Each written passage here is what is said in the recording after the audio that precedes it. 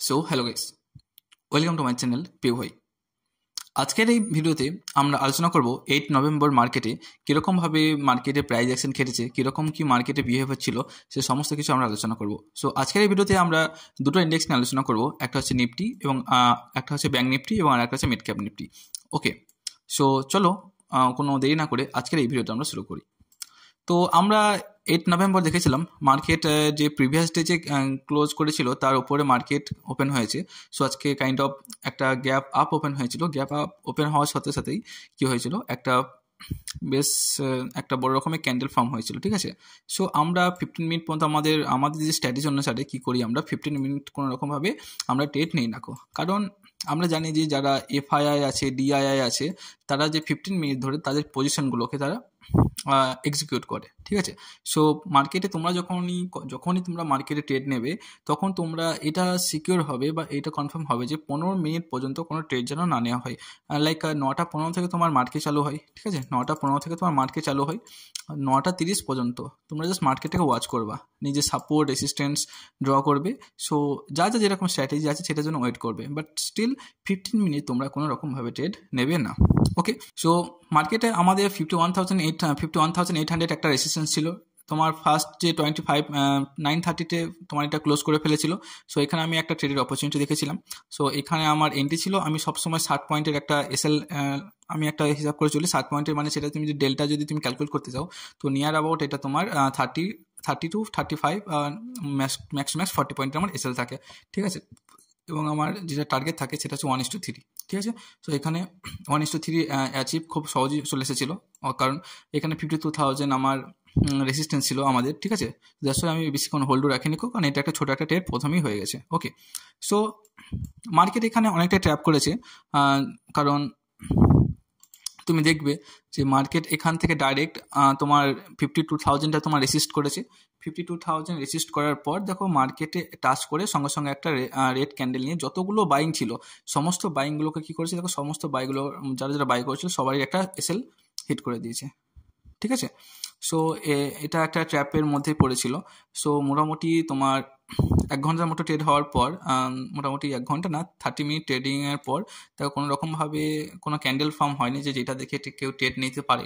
ওকে, but 51,800-এ দেখো এই যে ক্যান্ডেলটা, দেখো একটা জিনিস লক্ষ্য করো, দেখো এই ফার্স্ট ক্যান্ডেল, সেকেন্ড ক্যান্ডেল এবং থার্ড ক্যান্ডেল, এই 3টে ক্যান্ডেলের যে যতগুলো বাই সেল হয়েছিল একটা ক্যান্ডেলে কিন্তু সমস্ত কিছু কভার করে দিয়েছে।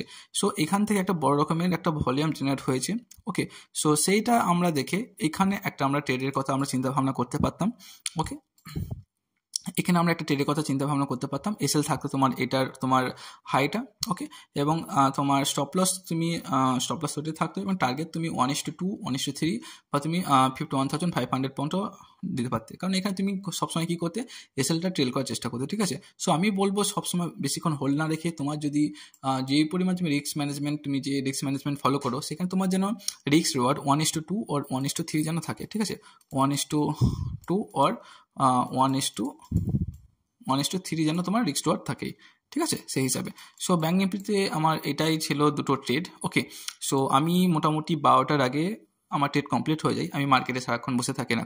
সো তোমরাও চেষ্টা করবে যে তোমার কোয়ান্টিটি থেকে কোয়ালিটির উপর একটু বেশি জোর দেবে। ওকে, সো আরও মার্কেট মুভমেন্ট করেছিল, 51,500 তোমার সাপোর্ট নিয়েছিল, কারণ এখানে তোমার একটা সাপোর্ট ছিল, অনেকটা ভলিউমও ছিল। ওকে, তো এখান থেকে ট্রেড নেওয়ার কথা ভাবাই যেতে পারতো, বাট আমি মার্কেট আর দেখিনি, আমি 12টার মধ্যেই আমি মার্কেটে থেকে এক্সিট করে নিয়েছিলাম। বাট আমি মিড ক্যাপে দেখেছিলাম, মিড ক্যাপের মধ্যে আমি খুব একটা ভালো মুভমেন্ট পাচ্ছিলাম না, কারণ এখানে ওয়াই এবং ভলিউম খুবই বেশি তোমার চেঞ্জেস আসছিল, মানে তোমার যে ডিফারেন্স তোমার ওয়াই এবং ভলিউম খুব বেশি এখানে আমি দেখতে পাচ্ছিলাম না। দ্যাটস ওয়াই আমি মিড ক্যাপে আজকে ট্রেড নিইনি। ওকে, কারণ মিড ক্যাপও সেম জিনিস, তোমার গ্যাপ আপ ওপেন হয়েছিল, তোমার গ্যাপ আপ ওপেন হওয়ার পর একটা বড় ক্যান্ডেল পুরো রকমভাবে তোমার গ্যাপ ডাউন যে গ্যাপটা ফিল করে দিয়েছে। ওকে, সো 15 মিনিট ক্যান্ডেলে এখানে সেম থিংস, তোমার 12,600 রেসিস্ট্যান্সে ক্লোজ করে ফেলেছে। ক্লোজ করার পর এখানে একটা এন্ট্রি ছিল, বাট এখানে দেখো এসএল হিট করেছে। দ্যাটস ওয়াই আমি মিড ক্যাপে আজকে ট্রেড নিতে চাইনি। ওকে, তো মিড ক্যাপে মোটামুটি যত দেখছো এই জোনের মধ্যে কোনো রকমভাবে ট্রেডের কথা প্ল্যান করা যেত না, কারণ এটা তোমার কি ছিল 12,650 এবং 12,600 মধ্যেই ফর্ম করছিল। দ্যাটস ওয়াই এটা নো ট্রেডিং জোন ছিল, ঠিক আছে, no trading no trading zone. Okay, so দেখো মিড ক্যাপের আজকে প্রাইস অ্যাকশন খুব একটা ভালো ছিল বলে বলবো না গো, বাট এখানে একটা ট্র্যাপ করেছে দেখো, কারণ এখানে একটু ভালো করে লক্ষ্য করে দেখতে পাবে। দেখো এখানে একটা তোমার কি হয়েছে, একটা হ্যামার ফর্ম হয়েছে, ঠিক আছে, একটা হ্যামার ফর্ম হয়েছে, কারণ এখানে তিনটে ক্যান্ডেল দেখো সাপোর্ট নিয়েছে, তারপরেও একটা এন্ট্রি নিয়ে কেউ যদি এন্ট্রি নিত এটা ছিল তোমার স্টপ লস। আর 1:2 কথা কেউ যদি ভাবতো, দেখো সাপোজ যদি কেউ যদি এখানে এন্ট্রি নিত, তোমার ক্যান্ডেল লোটা যদি তোমার তোমার এন্ট্রি এখানে থাকতো, ক্যান্ডেল লো ছিল তোমার এসএল, 1:2 যদি কেউ হিসাব করে থাকতো তাহলে দেখো তার এসএলটা খেয়ে নিয়েছে। সো আজকে মিড ক্যাপে খুবই একটা তোমার এসএল ট্র্যাপিং হয়েছে, ঠিক আছে, এসএল হান্টিং হয়েছে। সো আজকে মিড ক্যাপে আমি খুব একটা এক্সপেক্ট করিনি মিড ক্যাপকে নিয়ে, কারণ মিড ক্যাপের তোমার ওপেনিং টেস্ট এবং ভলিউম খুব একটা আমার দেখে মনে হচ্ছিল যে খুব একটা বেশি ছিল না, ডিফারেন্সটা বেশি ছিল না। এবং তোমরা যখনই ট্রেড করবে, তোমরা যদি ওপেন ইন্টারেস্ট বা ভলিউম দেখো, যদি তাদের মধ্যে হিউজ চেঞ্জেস ডিফারেন্স না থাকে, তাহলে তোমরা সেই ইন্ডেক্সটাতে ট্রেড করার কথা অ্যাভয়েড করবে, ঠিক আছে। সো আজকে কিছু কি পয়েন্ট হচ্ছে, তোমার কি পয়েন্টগুলো একটু মনে রাখবে, যে যখনই তুমি মার্কেটে ট্রেড নেবে তখনই তোমার যেন রিস্ক ম্যানেজমেন্টটা সব থেকে বেশি থাকে, ঠিক আছে। রিস্ক ম্যানেজমেন্টটা তোমার যদি ঠিক না থাকে, তাহলে তোমার ট্রেড প্রফিটেবল থাকলেও তুমি কিন্তু এন্ড অফ দ্য ডে তুমি লসেই যাবে, ঠিক আছে। তো তোমার রিস্ক রিওয়ার্ড যেন মিনিমাম 1:2 অর 1:3 যেন থাকে, ঠিক আছে, 1:2 আর 1:3 যেন তোমার থাকে। ওকে, এবং তুমি যখনই কোনো একটা ট্রেড নেওয়ার কথা ভাববে, তখনই তোমার জন্য এসএল ফিক্স থাকে, প্রি ডিফাইন যেন এসএল থাকে, ঠিক আছে। তুমি যখনই কোনো একটা ট্রেড নেওয়ার কথা ভাববে, ট্রেড নেওয়ার আগে তোমার জন্য এসএলটা যেন মাথার মধ্যে থাকে, যে হ্যাঁ আমি এখানে ট্রেড নিচ্ছি, আমার জন্য এসএল এতটা পর্যন্ত থাকলো, মার্কেটে আমার এসএল হিট হলে আমি নিজের লসকে আমি অ্যাকসেপ্ট করবো এবং আমি মার্কেটে সেটা ক্লোজ করে ফেলবো, ঠিক আছে। তোমার যদি ক্যাপিটাল থাকে, ক্যাপিটালে ম্যাক্স টু ম্যাক্স 5 to 10% তুমি রিস্ক নেবে, ঠিক আছে, 5 to 10% তুমি নিজের ক্যাপিটালে রিস্ক নেবে, এর থেকে বেশি রিস্ক নেবে না কো, মার্কেট কোথাও যাচ্ছে না কো। সো নিজের ক্যাপিটালকে সেফ রাখো এবং খুবই সেফলিভাবে ট্রেড করো, ঠিক আছে। মার্কেটে দেখো, এখানে আমি একটাই কথা বলবো এন্ড অফ দ্য ভিডিও, যে মার্কেটের একটা কি বেসিক ফিনোমেনন হচ্ছে এটা,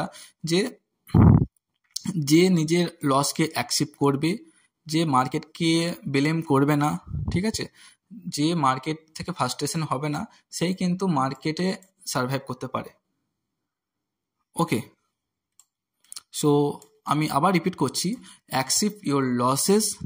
নিজের ফ্রাস্ট্রেশনকে কখনোই তুমি মার্কেটের উপর দেখিও না কো, কখনোই মার্কেটকে চেস করতে যেও না, কারণ মার্কেটে যে সমস্ত বিগ প্লেয়াররা আছে, ঠিক আছে, বিগ প্লেয়ারের সাথে কখনোই তুমি বিট করতে যেও না, ঠিক আছে। একটা ইংলিশের একটা কোড আছে দেখো, কি, if you can't beat them join them, ঠিক আছে।